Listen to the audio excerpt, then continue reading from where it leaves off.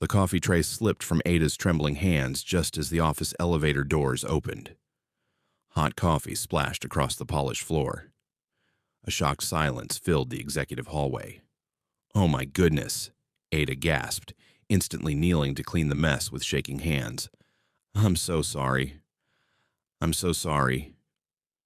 But the expensive black shoes standing in front of her did not move. Slowly, she lifted her head. Standing there was Kang Min-jae, the cold and intimidating Korean director of Hansol Electronics. The same man every employee feared, the same man rumored to fire workers without emotion. His sharp eyes dropped to the stain on his trousers before returning to her face. The entire hallway froze. "Ada," her supervisor whispered behind her. "You're finished." Ada's throat tightened painfully. She had worked too hard for this job, too hard to survive in Seoul after leaving Nigeria 3 years earlier, with nothing but hope and her late mother's words. "Work hard, wherever life takes you, and your reward will find you." But at that moment, reward looked very far away.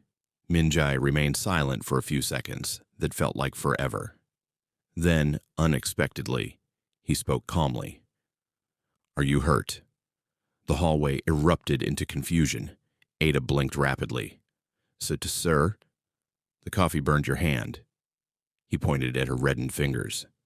"You should treat it." Nobody breathed. Even Ada's supervisor looked like he had seen a ghost. Min-jae stepped aside and entered the elevator as if nothing happened. Before the doors closed, he glanced back once. "Next time, walk slower." The doors shut. Ada remained frozen on the floor. That single moment changed everything, because from that day, Kang Min-jae started noticing the hard-working Nigerian employee everyone else ignored, and love quietly began looking for her. Ada worked harder than anyone in the company. She arrived before sunrise and often left after midnight. She translated documents, organized meetings, assisted difficult clients, and still smiled through exhaustion. Many employees secretly mocked her accent. Others assumed she only got hired because the company wanted diversity. But Ada ignored all of them. Every night, she called her younger brother back in Lagos. "How was work today?" he would ask. Ada usually laughed softly. "Stressful. Korea is not easy. But you'll succeed." "I have to." Failure was never an option. Back in Nigeria, hospital bills had swallowed everything after their mother died. Ada carried the responsibility of paying her brother's tuition and supporting her aging aunt. She could not afford weakness. One rainy evening, nearly everyone had gone home when Ada noticed lights still on inside the director's office. She hesitated before knocking gently. "Come in." Min-jae barely looked up from his laptop. Ada entered carefully. "Sir, the finance team requested these reports tonight." He took the documents without speaking. She turned to leave. "Miss Ada." She stopped immediately. "Yes, sir." "Why are you still here?" "The work isn't finished." "You've been here since morning." She smiled faintly. "That's normal." Min-jae finally looked at her properly. For the first time, he noticed the exhaustion hidden behind her professionalism. Her eyes looked tired, painfully tired, yet she kept working. "Sit down," he suddenly said. Ada blinked. "Sir? You look like you might collapse." "I'm fine." That wasn't a request. Reluctantly, she sat. Min-jae opened a cabinet and brought out instant ramen cups.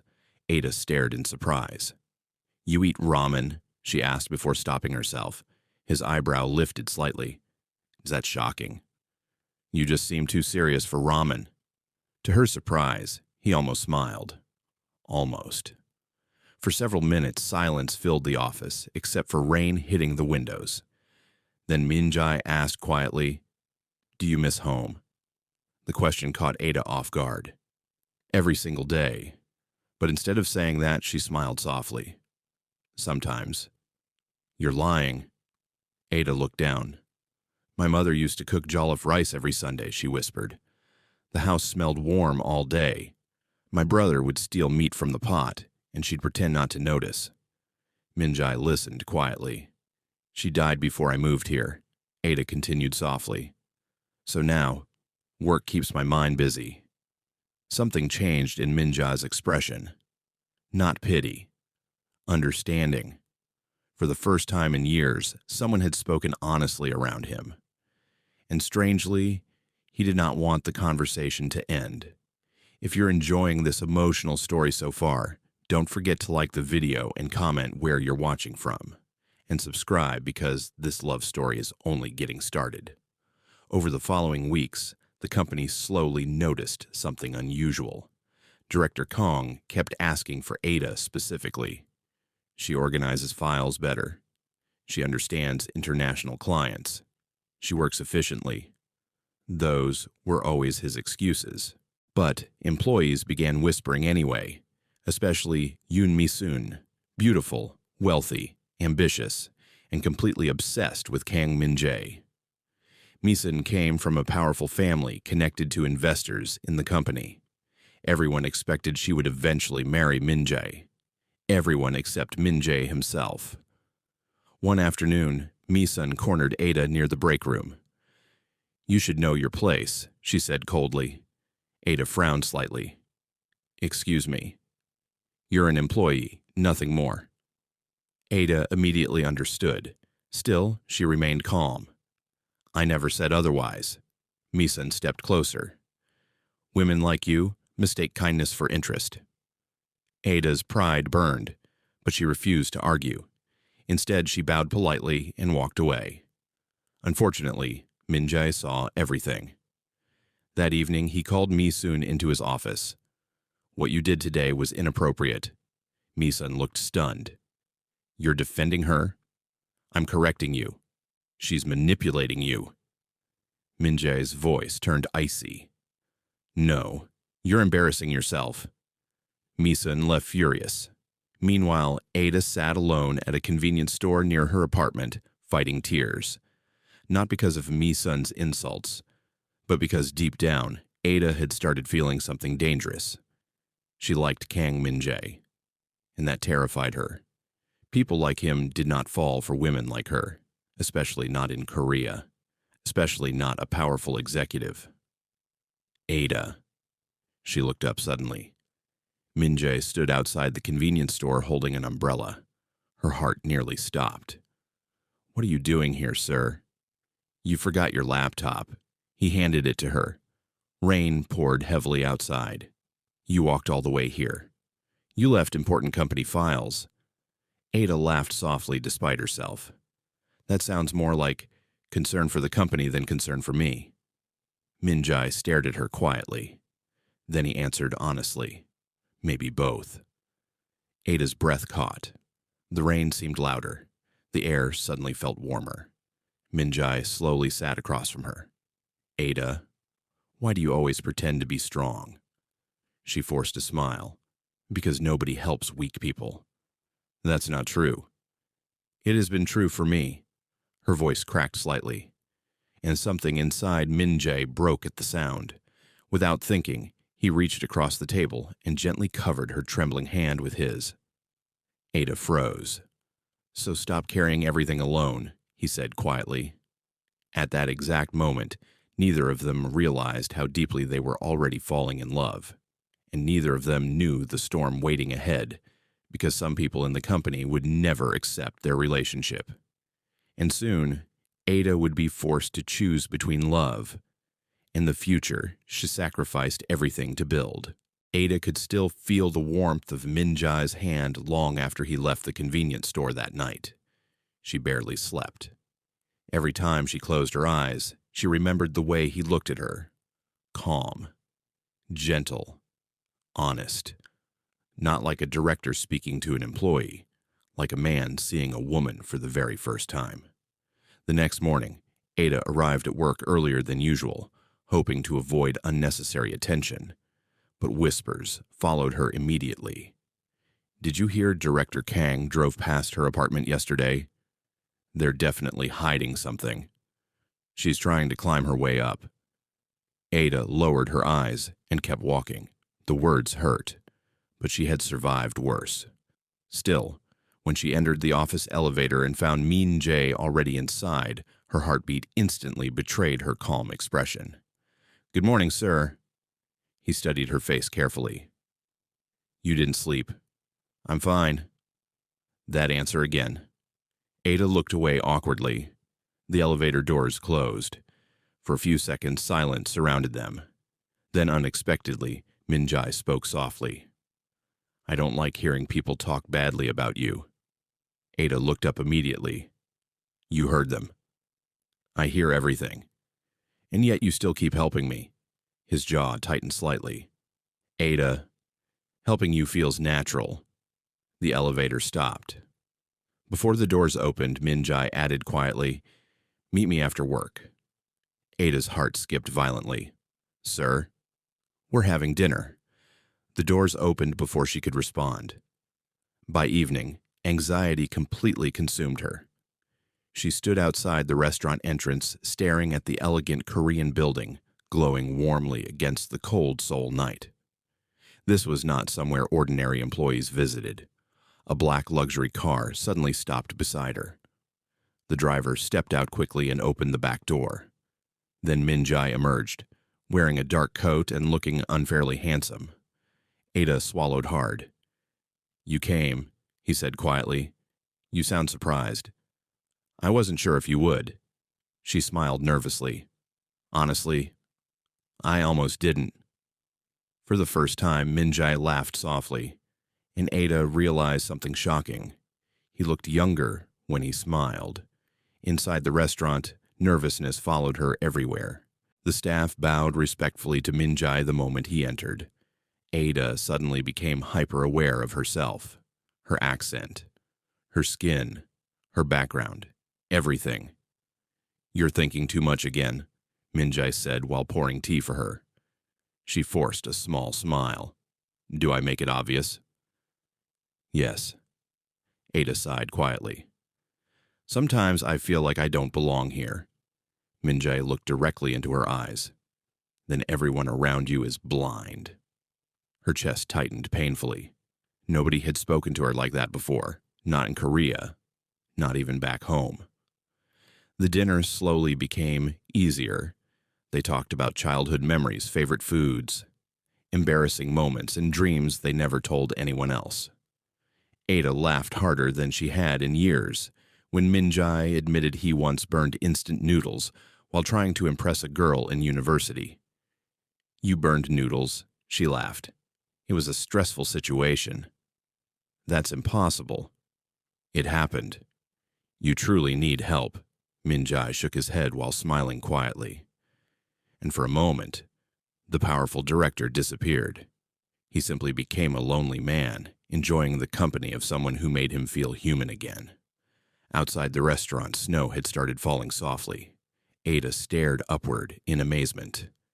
"It's beautiful." Min Jae watched her instead of the snow. "Yes," he said quietly.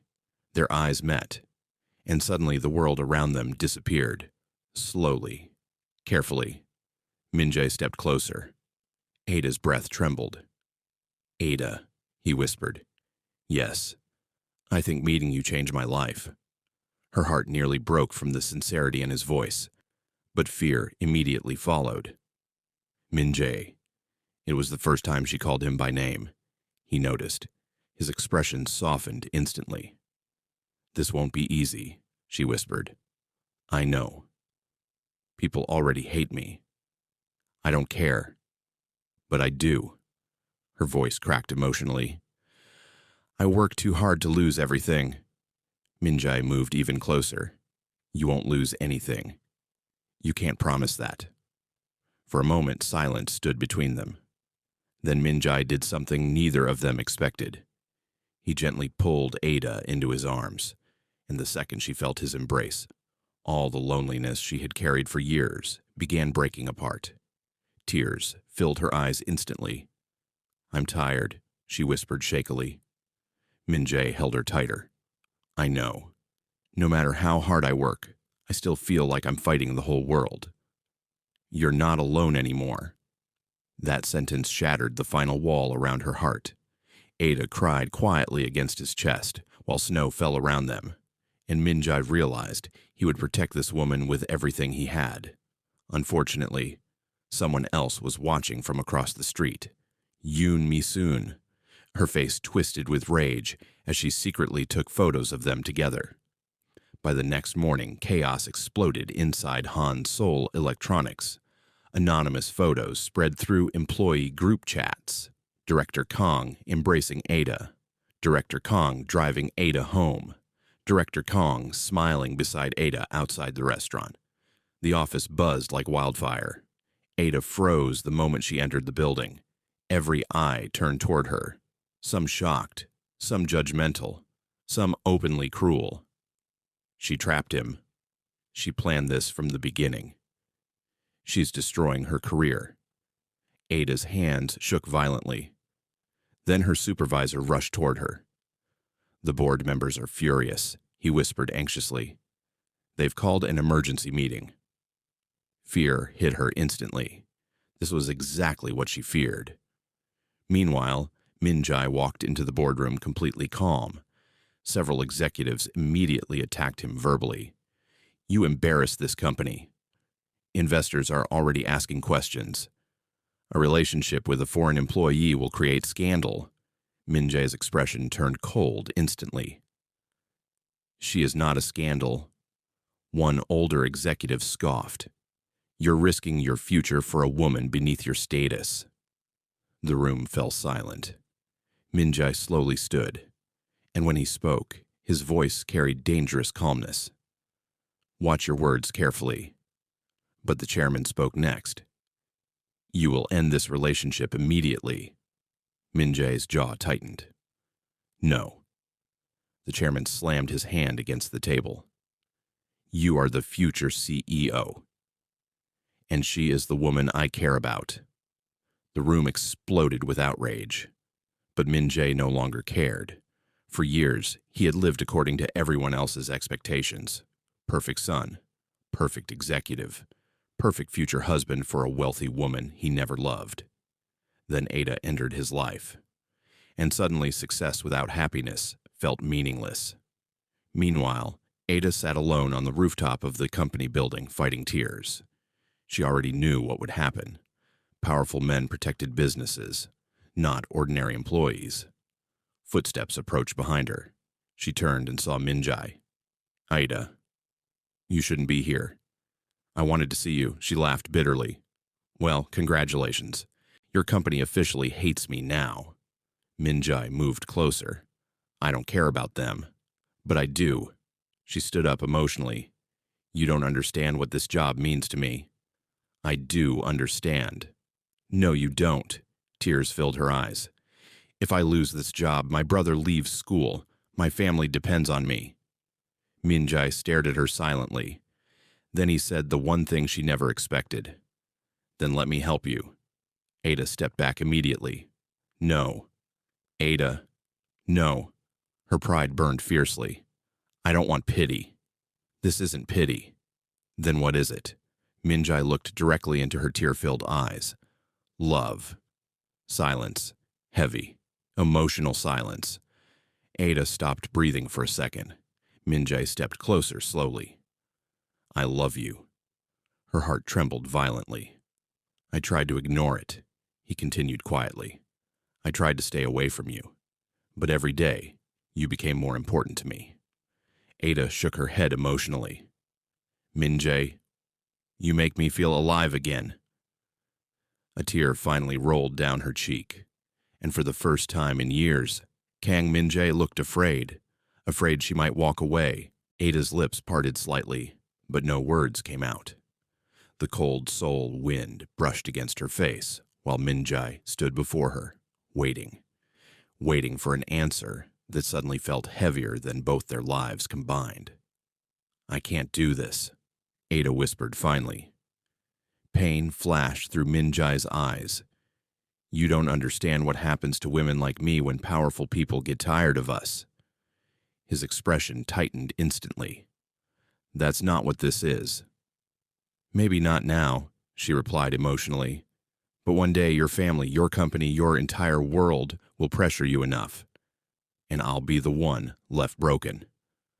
Min Jae stepped closer carefully. I would never abandon you. You can't promise forever. He stared at her silently for a moment. Then he asked softly, "Why are you so afraid of being loved?" That question struck deeper than she expected, because the truth was ugly. Ada spent most of her life surviving, not resting, not trusting, surviving. After her mother died, love became something dangerous, something temporary, something that could disappear overnight and leave unbearable pain behind. So she built walls around herself, strong walls, necessary walls. And now Kang Min Jae was standing there, trying to break through all of them. "I need time," she whispered shakily. Min Jae nodded slowly, despite the disappointment in his eyes. "I'll wait." That answer nearly destroyed her composure completely, because nobody had ever waited for her before. The next few days became painfully awkward inside the company. Rumors spread faster. Employees stared openly whenever Ada walked past. Some avoided her completely. Others became strangely fake and polite. But the worst part was Mi-sun. She no longer hid her hatred. One afternoon during a major presentation, Ada entered the conference room, carrying important files, when Mi-sun suddenly spoke loudly. "Oh good, the director's favorite employee is here." The room instantly fell silent. Ada froze. Mi-sun smiled coldly. "Tell us, Ada, is hard work really the secret to your success?" Several people looked uncomfortable. Others secretly enjoyed the tension. Ada slowly placed the files on the table, then calmly answered, "Yes, hard work is exactly how I got here." Mi-sun's smile disappeared slightly. "And nothing else?" Ada looked directly at her. "If I depended on beauty or family connections, I would have failed long ago." A few employees almost choked, trying not to react. Mi-sun's face darkened immediately. Before she could respond, Min Jae entered the room. The atmosphere changed instantly. His eyes moved from Mi-sun to Ada. He immediately sensed tension. "Is there a problem here?" "No, Director Kang," Ada answered quickly. But Mi-sun laughed bitterly. "Apparently, your employee thinks people from wealthy families don't work hard." Min Jae remained expressionless, then calmly replied, "She didn't lie." The room became deadly quiet. Mi-sun stared at him in disbelief. Humiliation burned visibly across her face. Without another word, Min Jae started the meeting. But secretly, his attention remained on Ada the entire time. And that terrified him, because caring this deeply made him vulnerable. After the meeting, Ada rushed into the restroom and locked herself inside a stall. Her hands trembled from stress. She hated attention, hated conflict, hated feeling like she was becoming the center of office drama. For several minutes, she fought back tears quietly. Then her phone vibrated. A message from Min Jae. "Come downstairs after work." Ada closed her eyes tiredly. She almost ignored the message, but somehow she couldn't. By evening, she found him waiting outside the building, wearing a black coat while snowflakes fell softly around him. "You'll catch a cold standing there," she muttered while approaching. "You came anyway. You're stubborn." A small smile touched his lips. "So are you." For a moment, neither spoke. Then Min Jae held out a paper bag. Ada blinked. "What's this?" "You said you miss Nigerian food." Her eyes widened slightly. Inside the bag were ingredients from an international grocery store. Plantains, rice, peppers, and even seasoning cubes she recognized instantly. Ada looked up at him speechlessly. "You searched for all this?" "I asked several store owners." Emotion hit her unexpectedly hard. Nobody in Korea had ever cared enough to do something like that for her. "I know it's small." "No," she interrupted softly. "It's not small." Her voice almost broke. Because love was not always grand gestures. Sometimes love was someone remembering the taste of home you missed too much to talk about. That night, Ada invited him into her tiny apartment for the first time. Min-jae looked around quietly as she nervously cleaned non-existent dust from the table. "It's small," she apologized awkwardly. "It feels warm." She smiled faintly. Soon the apartment filled with the smell of sizzling onions and peppers. Min-jae watched carefully while Ada cooked jollof rice. "You really dance while cooking," he observed. Ada laughed. "It's mandatory." "Mandatory." "Yes, African kitchen law." For the first time in years, Min-jae felt genuine peace. Not luxury, not power. Peace. They ate together while talking for hours. About dreams, about fears, about childhood memories, about loneliness. At some point, Ada noticed Min-jae watching her quietly. "What?" "You smile differently at home." She looked down shyly. "I think this is the happiest I've been in a long time." Those words hit Min-jae deeply. Without thinking, he reached across the table and gently touched her hand. Ada's heartbeat quickened immediately. "You deserve happiness," he said softly. Her eyes met his, and slowly, carefully. Min-jae leaned closer. Ada's breath trembled. Their faces moved inches apart. Then suddenly, a loud knock slammed against the apartment door. Both froze instantly. Another aggressive knock followed. "Ada, open this door." Her blood turned cold. She recognized the voice immediately. Her supervisor. Min-jae stood up instantly. Ada opened the door nervously. Her supervisor looked pale with panic. "You need to turn on the news right now." Fear gripped her chest. "What happened?" "The company chairman announced your transfer."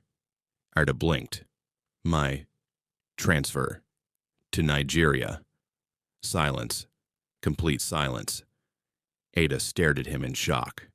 "They're sending you away immediately," her supervisor whispered painfully. "The board thinks separating you from Director Kang will end the scandal." The world around Ada suddenly felt unstable. No, this couldn't be happening. She looked toward Min-jae. For the first time since she met him, he looked furious, not loud, not explosive, dangerously calm. "When?" Ada whispered weakly. "Next week." Her knees almost gave out. Everything she sacrificed for, everything she built, everything she finally started feeling, all slipping away overnight. Min-jae slowly grabbed his coat. "Ada." But she stepped back emotionally. "No." His expression fell instantly. "I need to think." "Ada, listen to me." "No." Tears filled her eyes. "I can't breathe right now." Min-jae stopped moving. Pain crossed his face, but he nodded slowly. "I'll fix this." Ada laughed bitterly through tears. "You can't fix everything." Then she closed the door gently. In the second the lock clicked, she broke down crying. On the other side of the door, Min-jae stood motionless in the cold hallway. Helpless. Furious. Terrified of losing the woman he loved. And for the first time in his life, Kang Min-jae realized something painful. Money could control businesses. Power could influence people. But neither could force someone to stay if fear convinced them to run. Ada barely slept that night. Every time she closed her eyes, she saw the transfer letter. Nigeria. After 3 exhausting years in Korea. After surviving loneliness, discrimination, sleepless nights, and impossible pressure. They wanted to send her away like she meant nothing. And the worst part, a piece of her no longer wanted to leave. Because Kang Min-jae had become home, in a place that once felt cold. By morning, her eyes were swollen from crying. Still, she forced herself to dress professionally and head to work. The company building felt unusually tense. Employees whispered the moment she entered. Some looked sympathetic. Others looked satisfied. But Ada ignored all of them and walked straight toward her desk. Then she froze.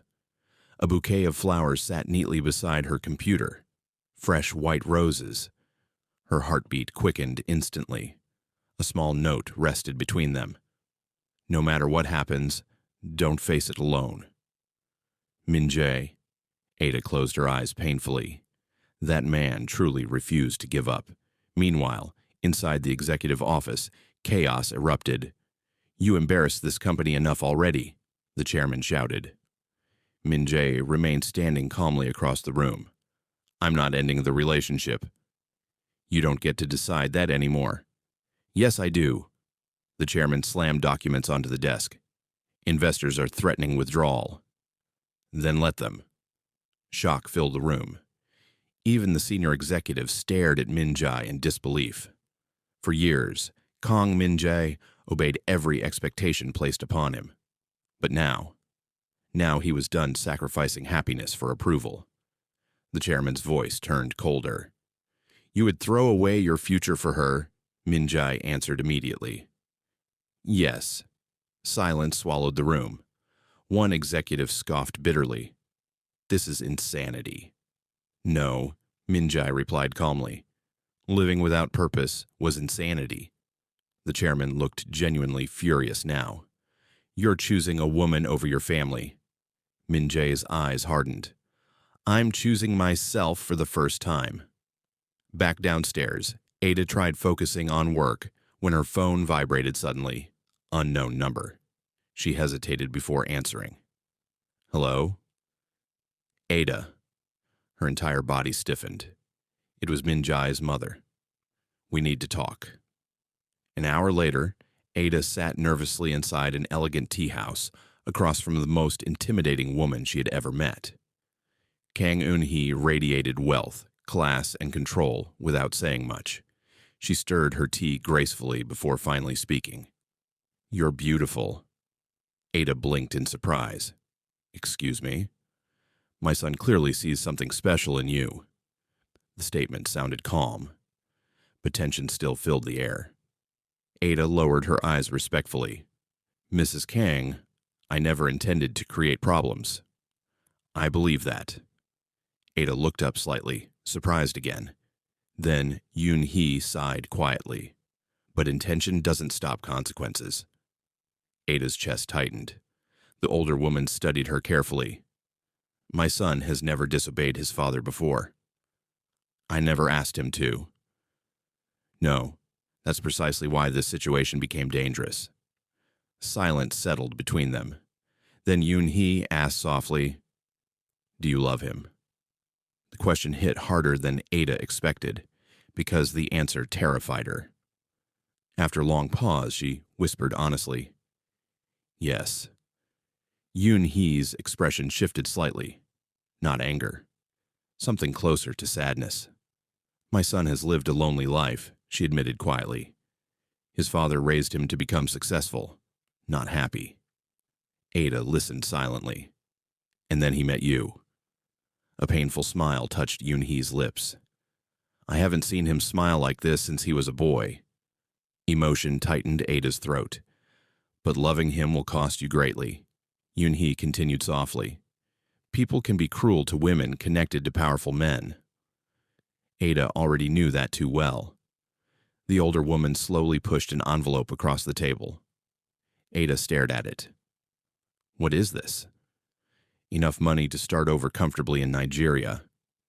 Ada's heart dropped instantly. "You're asking me to leave him. I'm asking you to protect yourself." Pain filled Ada's chest. For several seconds, she simply stared at the envelope. Then quietly, she pushed it back. "I can't accept this." Yoon-hee looked genuinely surprised. "Even after everything happening?" Ada's eyes filled slightly with tears. "I grew up poor, Mrs. Kang. People have insulted me my whole life because of money. If I leave your son, it will never be because someone paid me to disappear." The older woman stared at her silently, and for the first time, real respect entered her gaze. "You truly love him." Ada smiled sadly. "That's why this hurts so much." Later that evening, Min-jae waited anxiously outside Ada's apartment building. The moment she stepped out of the taxi, He walked toward her immediately. My mother met you. You know already. She told me. Ada looked exhausted. For several seconds, neither spoke. Then Min-jae asked carefully, Did she upset you? Ada shook her head slowly. No, she was honest. Min-jae stepped closer. Ada, I meant what I said. I'm not letting them send you away. She looked at him painfully. You can't keep fighting everyone because of me. I can if you're worth it. Her eyes trembled emotionally. Do you know how dangerous it is to love someone like you? Yes. And you still want this? Min-jae answered without hesitation. I want you. That sentence weakened every defense she had left. The cold night air suddenly felt too heavy. Ada looked away quickly before tears escaped again. I'm scared, she admitted quietly. Min-jae's expression softened instantly. Of what? Losing myself. Slowly, he reached for her hand. You won't. But what if one day you regret all this? Min-jae gently lifted her chin until she looked directly at him. The only thing I would regret is losing you because fear convinced us to quit before we even started. Her heart shattered completely after hearing that. And finally, Ada stopped running. She stepped forward slowly, then wrapped her arms around him tightly. Min-jae immediately held her close, like he never wanted to let go again. People passed by them on the street. Cars moved. Snow fell softly around Seoul. But in that moment, nothing else mattered. Because two lonely hearts had finally chosen each other completely. Unfortunately, happiness rarely arrives without another storm. The next morning, shocking news exploded online. Someone leaked private company documents, and somehow, Ada's name appeared connected to the scandal. She stole confidential information. She used Director Kang. She planned everything. News articles spread everywhere. Social media exploded viciously. Ada stared at her phone in horror, while thousands of hateful comments flooded online. This is because she's desperate for money. She manipulated him from the beginning. Send her back home. Her hand shook violently. No, she whispered. This wasn't true. None of it. But the internet didn't care about truth. Min-jae stormed into the investigation room where executives questioned Ada aggressively. She had access to the files. She's clearly responsible. Min-jae slammed his hand against the table hard enough to silence everyone. She didn't do this. The chairman stood slowly. You're blinded because you're emotionally involved.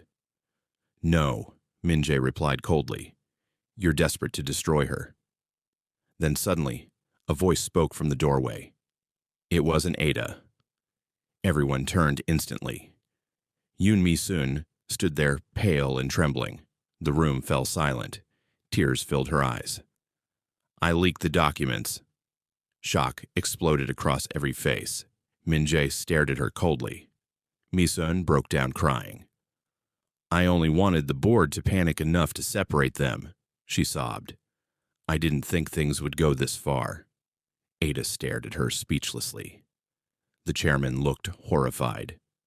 You realize what you've done? Mi-sun nodded weakly while crying harder. I'm sorry.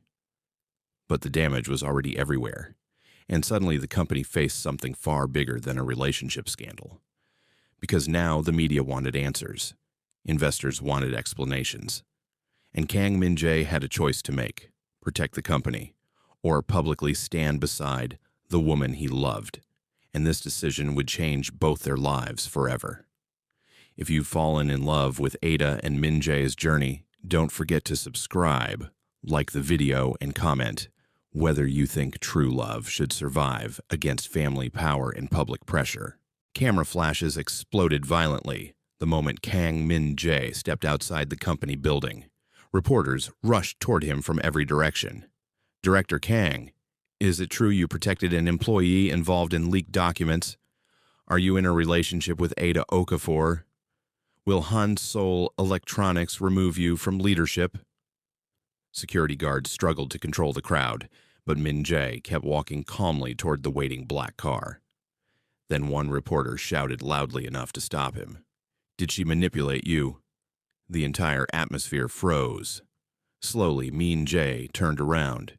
His expression was cold enough to silence the crowd instantly. Then he walked back toward the microphones. "She did not manipulate anyone." Cameras flashed faster. Min Jae's voice remained steady. "Ada Okafor is one of the hardest-working employees in this company. The accusations against her were false." The reporters exchanged shocked looks. One journalist quickly asked, "So the rumors about your relationship are true?" For a brief moment, Min Jae hesitated. Not because he felt ashamed, because he knew what this confession would cost. Then he answered clearly, "Yes." The crowd erupted instantly. "I care about her deeply." Inside her apartment, Ada watched the live broadcast with trembling hands. Her heart pounded painfully. He actually said it publicly. For her. Meanwhile, inside the chairman's office, absolute chaos exploded. "He's destroying the company. Investors are furious. This scandal will ruin us internationally." But Kang Min-jae no longer cared about image more than truth. For years, he watched powerful people destroy innocent workers to protect reputation. Not this time. Not Ada. By evening, social media completely divided into two sides. Some attacked Ada viciously. Others defended her after learning the truth about Mi-sun's actions. Unexpectedly, international fans especially supported Ada heavily. She worked hard despite discrimination. They targeted her unfairly. Love isn't a crime. Videos supporting Ada started trending online. And slowly, public sympathy began shifting. Still, Ada felt overwhelmed. The pressure became unbearable. Her phone constantly buzzed with messages, some encouraging, some hateful, some threatening. She finally switched it off completely. Then a knock came at her apartment door. She opened it slowly. Min-jae stood there, looking exhausted. Without saying anything, Ada immediately pulled him into a tight hug. For several seconds, neither spoke. They simply held each other while the world outside burned with noise. Finally, Min-jae whispered softly, "I'm sorry." Ada pulled back slightly. "For what?"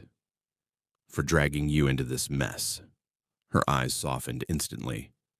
"You didn't drag me anywhere, but you're suffering because of me." Ada stared at him quietly before answering, "No. I'm suffering because people hate seeing happiness they can't control." That sentence hit Min-jae deeply, because she was right. Powerful people hated losing control, and love was impossible to control. Min-jae gently touched her cheek. "You should leave Seoul for a while." Ada frowned immediately. "You want me to run away?" "No, I want you safe." She stepped back stubbornly. "I'm tired of running." His expression softened with admiration. Even exhausted, she still fought. "I came to Korea with one suitcase and fear in my chest," she continued emotionally. "I survived loneliness, insults, and rejection. I won't disappear now because people are talking online." Min-jae smiled faintly, despite the situation. "That's exactly why I love you." Her heart melted instantly. Then suddenly, his phone rang. Min-jae answered calmly at first, but his expression changed immediately. "What?" Ada's stomach tightened. "What happened?" Slowly, Min-jae lowered the phone. The board voted. Silence. "They removed me as executive director." Ada's eyes widened in shock. "No." Strangely, Min-jae looked calm. Too calm. "You lost your position because of me." "No," he corrected softly. "I lost it because I finally stopped pretending." Ada's chest hurt painfully. "All your hard work." "It doesn't matter." "How can you say that?" Min-jae stepped closer. "Because none of it meant anything if I had to lose myself to keep it." Tears filled Ada's eyes again. This man had given up everything. For her. That realization terrified her almost as much as it moved her. The following days became the hardest period of their relationship. Minjae's father completely cut him off financially. Several friends distanced themselves. Business articles mocked him constantly, and Ada's transfer still remained active. Yet, somehow, their bond grew stronger through the struggle. One rainy evening, they sat together eating cheap convenience store ramen inside Ada's tiny apartment. The atmosphere felt strangely peaceful, despite everything. Minjae looked around the small room thoughtfully. "You know something?" Ada raised an eyebrow. "Hmm? I've eaten in luxury restaurants my entire life. And this feels happier." Ada laughed softly. "You're becoming dramatic." "I'm serious." She smiled while shaking her head. Then suddenly, Minjae became quiet. Suspiciously quiet. Ada narrowed her eyes. "What?" He looked nervous for the first time ever, and that alone shocked her. "Yes?" Minjae slowly reached into his coat pocket. Her breath caught immediately. No, surely not. But then he pulled out a small velvet box. Ada froze completely. "I know the timing is terrible," he admitted nervously. "My career is a mess. My family's angry. The world feels chaotic." Her heart pounded violently. "But even now," he continued softly, "the only thing I'm certain about is you." Tears instantly filled Ada's eyes. Minjae opened the ring box carefully. "Ada Okafor." His voice shook slightly, and seeing Kang Minjae nervous almost broke her emotionally. "You taught me that love isn't about status or approval. It's about finding the person who makes life feel worth fighting for." Ada covered her mouth as tears rolled down her cheeks. "So, fight with me." The room became painfully silent. Then he whispered the words that changed everything. "Will you marry me?" Ada cried harder immediately. Not graceful tears. Real, emotional tears. Because nobody had ever chosen her this completely before. A poor Nigerian girl who arrived in Korea with nothing. Now being loved so deeply by a man willing to lose everything for her. She nodded repeatedly through tears. "Yes." Minjae's eyes closed briefly in relief. "Yes," he whispered. Ada laughed emotionally while crying.